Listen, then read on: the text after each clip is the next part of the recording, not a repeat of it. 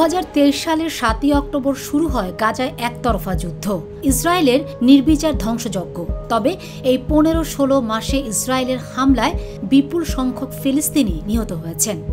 গোটা গাজা বলতে গেলে মাটির সঙ্গে মিশিয়ে দেওয়া হয়েছে। স্কুল ও হাসপাতাল কোনো কিছুই বাদ দেয়নি ইসরায়েলিরা। এমনকি এই সময়টাতে ফিলিস্তিনিদের কাছে ত্রাণও ঠিকমতো পৌঁছাতে দেয়নি তারা। অবশেষে থামল যুদ্ধাপরাধী ইসরায়েল, বন্ধ হলো ইতিহাসের নৃশংসতম হামলা।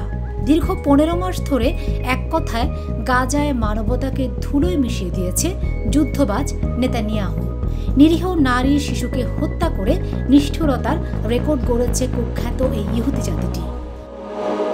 জাতিসংঘ ও ইউনিসেফের নানা পরিসংখ্যান বলছে, পৃথিবীর কোনো যুদ্ধে একসঙ্গে এত শিশু হত্যা হয়নি যতটা গাজায় করেছে পাষণ্ড ইসরায়েলি বাহিনী।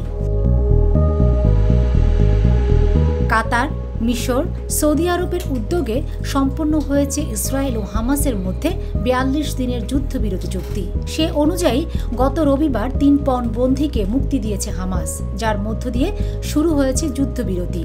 ধাপে ধাপে আরও 30 জন বন্দীকে ইসরায়েলের হাতে তুলে দেবে হামাস। অন্যদিকে বিনিময়ে জেলবন্দী 2000 ফিলিস্তিনিকে মুক্তি দিবে ইসরায়েল। তবে যুদ্ধবিরতি কার্যকরের পর ফিনিক্স পাখির মতো জেগে উঠেছে হামাসের যোদ্ধারা। গোষ্ঠীটির সদস্যদের ভিডিও দেখে মনে হচ্ছে ইসরায়েলি আগ্রাসনে মোটেও মনোবল হারাননি তারা। ইসমাইল হানিয়া ও ইয়াহিয়া সিনওয়ারের মতো শীর্ষ নেতা এবং হাজারো সহযোদ্ধাদের মৃত্যুর পরও গৌরবের সঙ্গে তারা বিজয়ের চিহ্ন দেখাচ্ছে।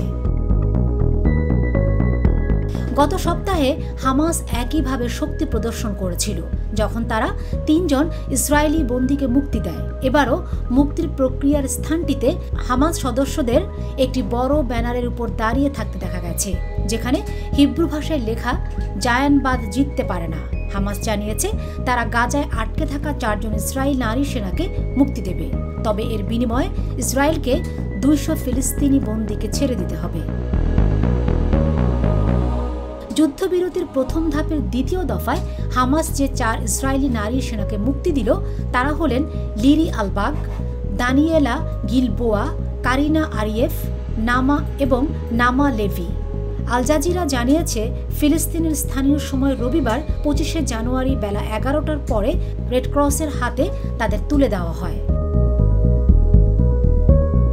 এদিকে হামাসের হামলা ঠেকাতে ব্যর্থতার দায় নিয়ে পদত্যাগ করেছেন ইসরায়েলের সামরিক বাহিনীর প্রধান lieutenant general Herzi Halevi.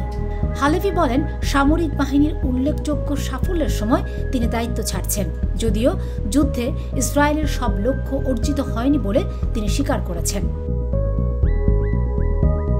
Fatema Shilu, GTV news.